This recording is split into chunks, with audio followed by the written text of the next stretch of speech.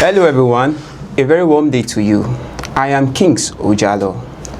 Here is the third time of the show, Citizen Dialogue on Firstness News, Port Harcourt. We have a news, I am unstoppable, by our former president, Goodluck Jonathan, who opens up on the eligibility to run again as president of Nigeria. Sir, please, what is your emphasis on this statement made by the former president of Nigeria, Goodluck Jonathan, coming out to let Nigerians know that he is unstoppable? What do you have to say to this word, sir?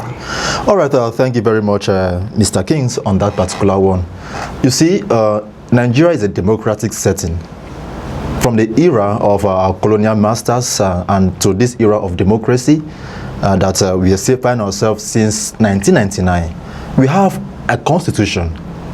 And then in that constitution, it has made several provisions for people who are eligible to run offices at various fora, from the presidency to the state government as governor, coming down to the National Assembly as either a senator, a House of Rep member, or down to local government level where we have legislators who also form the basis of local governance. So we have the constitution in section 34 that says that everybody have the right of freedom. And do not forget that in our country, there's what we call the Electoral Act that has been running over a time now. And what is this Electoral Act? It makes provisions for who and who are eligible. If you look at the provisions of the Electoral Act, in as much as you are up to age, from 18 years, there's what we call the right to vote and be voted for.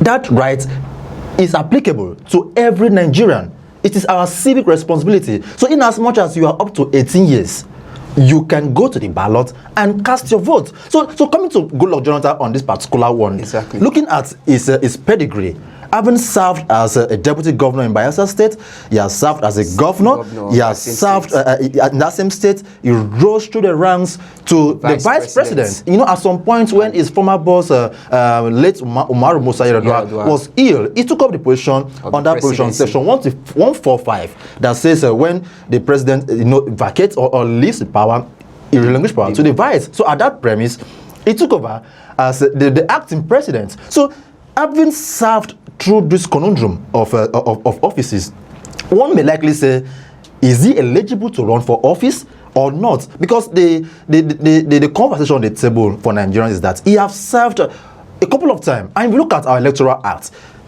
a president is supposed to serve at most 8 years. But if you look at it, from 2008 to 2010, he completed the tenure of Yar'Adua. He took off his fresh mandate in 2011. To 2015, so we made it a total of 6 years.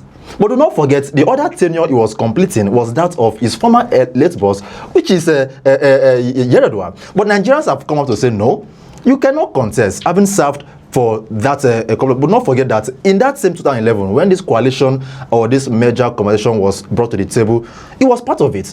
And this was part of the reason, do not forget when they were saying, you cannot contest, you served all of that. Okay, sir, with the political crisis outraging the economic right now, do you really think that the former president can really oblige to what is stated right now, that is unstoppable? Because if you look at the crisis here and there, political parties having issues, okay, we've heard about the news of the ADC, so on and so forth, people coming around saying that, he doesn't have the right, he doesn't have the mandate, he doesn't have that strength.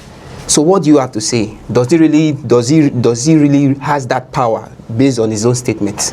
Well, everybody is entitled to their statement as far as the Nigerian political system is concerned, but do not completely take off the fact that every statement on the table now has some political undertone. All right, coming from the likes of former and respected presidents, like some persons will actually call it. Yeah. Do not forget that during his administration, Nigerians suffered so many setbacks. At his time as the president, what was our inflation rate 27.45%. What was the rate of unemployment in Nigeria at the time? 36.78%. Of our former What? president. Yes. What was the GDP of Nigeria at that time? We are talking about economy here. Nigeria prided itself as the richest country and the best in West Africa. Do not forget. And what was the gross domestic product in each of the states that some of the federation? Yes. Do not forget section 162 that talk about federal allocation to state. What amount was state getting? When you talk about economy at the maximum level, at the broader economic market, right? Economy doesn't just take place at the center. If you look at the law of diminishing returns, everything comes to the national, and then the national, by provision of wants is to send them to the state. So what has been the provision of the state, the contribution of the states to the national, so that you can determine if the economy at the time is actually doing well or not, and also look at who was his economy minister at the time. Is it not the current World Bank? Exactly. Do you understand? So if you look at the people he worked with, you see, one thing about administration is not a one-man affair, just like what we're having today. Okay. At his time, he built his cabal, his kitchen cabinet, with people who are ready to work. Just like what we are doing the Bangida administration. Genius. Bangida don't need recommendation from anybody. During his time, what he needs is that, hey, are you good with this? Come. Are you good with it? The only thing that truncated, I'm sure, was the June 12 saga. So that was the same approach Jonathan used. He never wanted to form his cabinet through recommendation. It was based on who knows the job. That is why he was able to work with the likes of the current DG of the World Bank. So yes, economy then was good. Yes, but sir, the fear of Nigeria, because Nigerians actually have passion for this man to come back as president. They have that love, they have that greed, they have that strive to bring him back as president. But don't forget that there are people, there are individuals who are in this political system who are ready to get that position, who might not give him that space, who might not give him that eligibility just as he claimed to come back as presidency. What do you have to say at that? And what do you think should be done to make this reality for our former president to gain position as president of this country once more? All right, so you see, the issue of Jonathan coming back, I still call him president because once the president is always president. The issue of Mr. President coming back to the realms of power as the 001 of this country is multifaceted, and it needs to be unpacked on various level and various platform. Now, let me come from the platform of a political party. Who are the ones wanting him to come back? Which political party do they find themselves? Because in our constitution and in our electoral provision, you must belong to a political party. And take it or leave it, members of the ruling party would not want him to come. Because seeing that he's of a great influence from the south. Yes, and Tinubu is on the south. Yes, sir. So because, sorry for cutting you short, I think presently it seems, let me use the word it seems, that Nigeria is being ruled by one man. I don't know if you understand me. Okay. It's being ruled by one man. So allegedly. You understand? So from what I observe, if this high rate of corruption can be scattered and shattered, I think this will be possible, because Nigeria has that fear that it won't be possible. Though he might have the emphasis, he might have that claim that, look, okay, I am eligible, but what is that thing that could be done? That's what I'm trying to see here. What is that thing that could be done that will make it a reality? Because this is the dream of Nigeria. From our present state of government, which the people are having, up and down, chaos here and there, Nigeria have that dream that, okay, we want this man, because of his previous administration, to come back as presidency. How would that become a reality?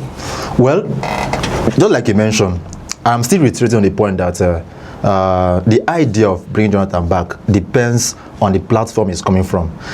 If you may not say Nigeria as a whole, because your position on this particular matter does not represent the decision of Nigerians unless we go to the ballot. But then, let me come from this angle that Nigerians want him, we can actually do that. Nigerians can actually do that. On the contrary, if corruption is aside. Corruption has always been a system. You see, corruption in Nigeria is endemic. It has eaten even deep into the fabrics of our day-to-day life. So that even a father and a child relationship, there seems to be an iota of corruption in it. So you cannot completely drive corruption. According to the DG of the World Bank, she says corruption in her book. She says corruption in Nigeria fights itself. So take away corruption. What we should do now is reform. Exactly. It's reform. The house has been damaged already. So talking about a damaged house is like crying over a spilled milk. It's trying to see how we can rebuild the whole system from the scratch. So that is why the convention now should be, how do we pull out an electoral reform? Because without an electoral reform, we see our better people, aside Jonathan, who are willing to come up, but do they have the platform? Okay. Jonathan may come back, but if you don't have an holistic reform on our electoral process, trust me, his coming will just be like exactly. You get the point. We also had an headline that says Tinubu issues directive to Vice Admiral Ibok Eti to prepare a detailed handover. What are your speculations on that? Well, the whole conversation about sole administrator Ibok Eti Ibas in Rivers State, has sparked so many debates. Like I tell you, we have a working document in Nigeria, Section 305. Section 305 is the basis of state of emergency. And if you look into the provisions of Section 305, what are the provisions for this? That there should be a chaos. And the president will now come in and declare state of emergency. Now the question is, was there a chaos in this state? Exactly. So if everything about the sole administratorship in Rivers State, all right, is predicated on that particular foundation of Section 305, and we look into it critically and we find there's no chaos, that means everything happening under the watch of Ibas could be termed as illegal, unconstitutional, unreprimanded. Okay, and again, funny enough, and again, there were also rumors that he was trying to, make a lobby of an extension of this emergency rule. Do you have any idea? Now, let me quickly comment to that.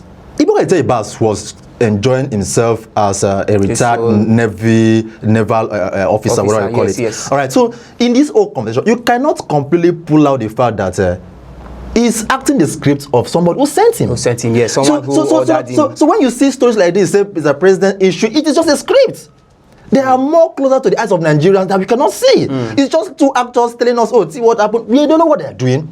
You went and picked this man who's supposed to be enjoying his retirement or benefit, all of that, to come and head a different state. And now you are still telling Nigeria that you are asking him to give a report on what you call speculation, that he wants to elongate even the 6 months. If you look at the Gazette the Mr. President issued, it was 6 months. Remember, during the last election that held in the state, Wike came out to say that with all that he has found out by so time, sir. So it's not about Ibas in this conversation. There are other people that need to answer questions. Okay, looking at his stay so far, according to what do you think he has really, according to the handover that he has been ordered by the president, what has been his achievements? What has the people of Rivers State actually achieved so far in his? For me, like I mentioned earlier, anything that starts on the foundation of illegality will grow that way. No matter how you want, just like a building, you cannot start a foundation with two bags of cement and then you expect the building should get better in a very pristine pattern. No matter the idea, no matter the blueprint, no matter everything, in as much as the provisions of that condition was not well detailed and well observed, everything is doing, even the election and everything, it's illegal. So when you talk about what are the achievements, for me the achievements were illegality. They ended up truncating democracy by removing a constitutionally elected governor. How do you do that? And you expect me to explain to you achievement. What sort of achievement? Achievement that you repeated what Simi Laifabara did in last year, that the court struck out. You went and replicate same thing, and you approve it. And I'm sure that you brought somebody from Rivers State, Michael Ode, to head the risk, and you call that a review, and you call that look at even the pictures moving over the social media spaces of councillors. People that are older enough to be grandfathers in the village. So how do you call this achievement? But you cannot achieve a result from a process that has been marred with illegality. Even the Bible says that you cannot plant cocoyam and expect coconut. Everything was on the basis of illegality. So there's no positive result here. Which means they have all been illegal. They've been able to absorb or circumvent the truth. Okay. So we call all this state of emergency illegal. No problem. So now the last headline for today, we also have APC plotting to hijack structures, says Tony Ekini. That is coming from the national. The party national secretary, that is a Labour National Party secretary.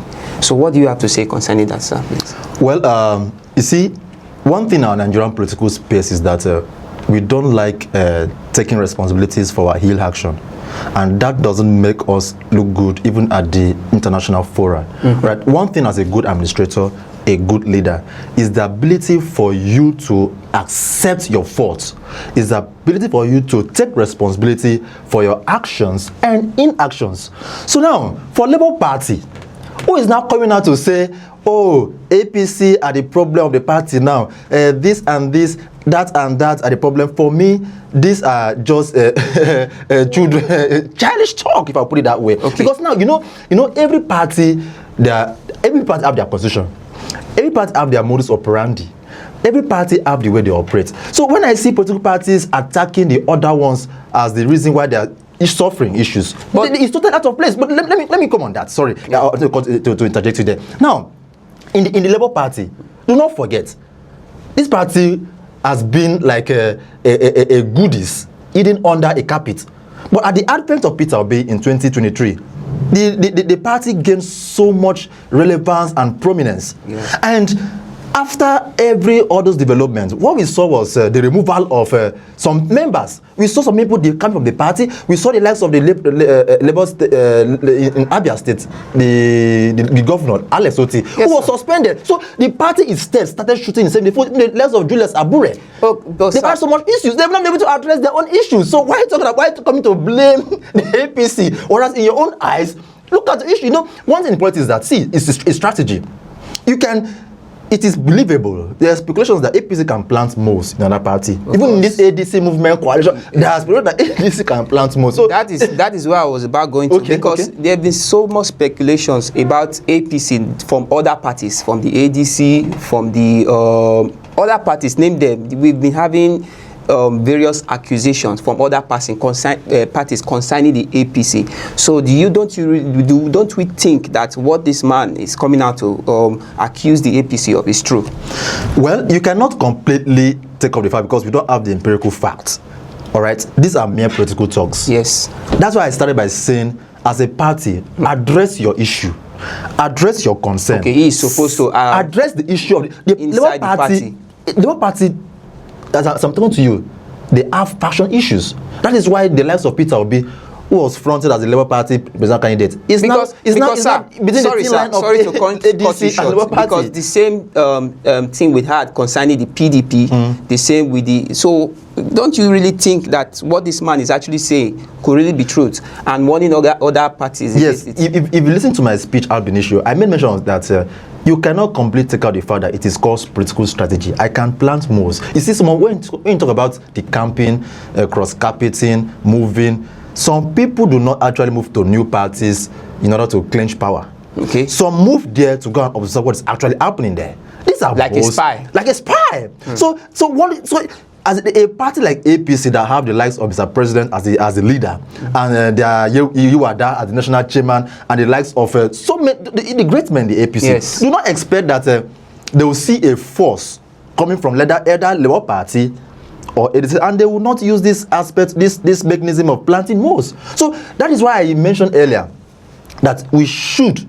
Right, let me not say we, the parties, rather, they should scrutinize members who come into their party, sit and get their intent, so that you don't end up bringing most to your party, and then you now start crying most. But anyways, action, they say, speak louder than words. Of course. If you see members of other parties in your party, you will know. Exactly. By the time you enter your meeting and you begin to raise conversation and you see people attacking your know that these are people Then the next thing for you to do, use your tool, which is the constitution. Kick them out. Okay, Kick them out. It's anti-party activities. That is a good one. So we have on the last headlines for today, which is Tinubu has no pathway to win, says El-Rufai, who the former governor of Kano State.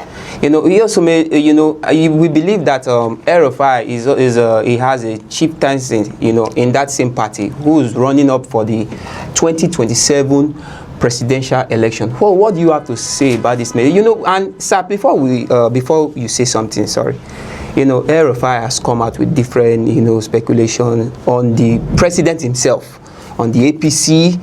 I remember there was a time he accused the federal government of, giving ammunitions to bandits and stuff like that. Now, El-Rufai coming out this time around and, accusing the president himself this time that he has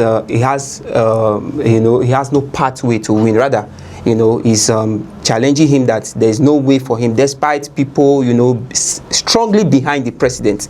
So what do you say, sir? You see, one thing, let us take one thing home today. You cannot go to equity with dirty hands. Exactly. Do not forget, El-Rufai has been on the front burner of papers. And he has been in that. Yeah, he has been in the story. Them. And now, let me come from this somewhere. El-Rufai last week, exactly, he was attacking the APC of sponsoring insecurity in the country. The federal government as a whole. I use the word APC because I do link government. Yes. Now, he has been crying fouls, laying so much. So right from the time the Senate rejected him in the ministerial nominee list and everything, so many things happened. In fact, he left the party to the SDP. As I speak to you now, the SDP, they've sanctioned him for yes, and they put him on suspension. They put him on suspension. Yes. Now the SDP, which he believes to be his party, is on suspension. He now jumped to the ADC. The ADC is also sanctioning him. Exactly. So this is a man that I said you cannot go to equity with a blood hands. Now this is a man that is yet to even acquaint himself with the political landscape of Nigeria currently. Coming out to say Mr. President has no pathway. Where are the facts? Exactly. Mr. President who is already occupying the office as Mr. President of the country. Yes. Mr. President who people already started doing campaigning and endorsements for him, and you are saying he has no pathway to win. Exactly. Then this should be coming from people who have political providence. This kind of word should be coming from people who have the political willpower, and not the likes of El-Rufai who have been frolicking from one party. Do not forget, even Atiku Abubakar, who he once served in 2008 under he made him the DG of public enterprise. Yes. He left PDP to the CPC, to the ACN, to the APC. Yes. And he also moved now to the so people have described him as a political prostitute. That's the word they used to him. So you cannot expect somebody who has been frolicking, jumping from to call Mr. President, who has been in the APC, who has been fronting the APC, who has been sponsoring the APC, who has been the kingmaker in the APC, exactly, as somebody who does not have a pathway. But rather, he is him himself. El-Rufai is even somebody who doesn't even have the opportunity to win council election. Exactly.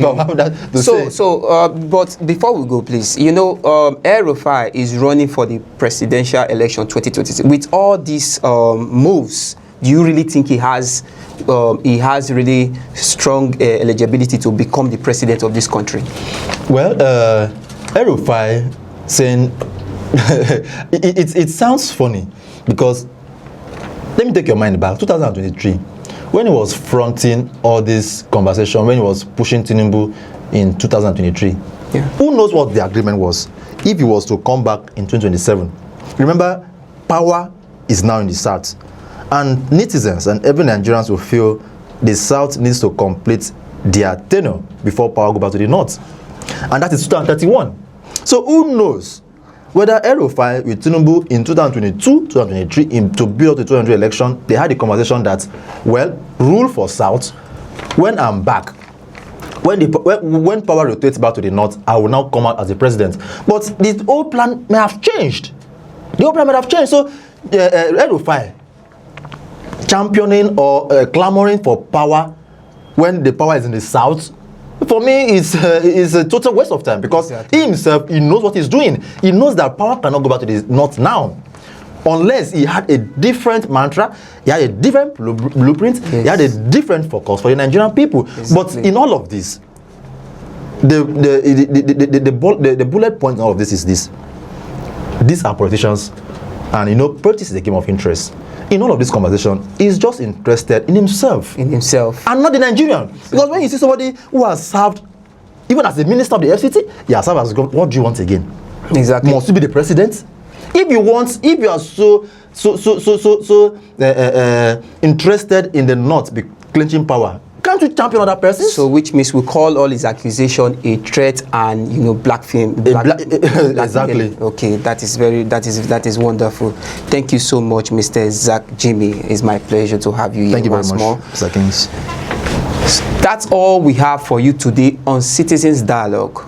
Please don't forget to follow us on our YouTube channel, First Nest News. I am Kings Ojalo. Bye for now.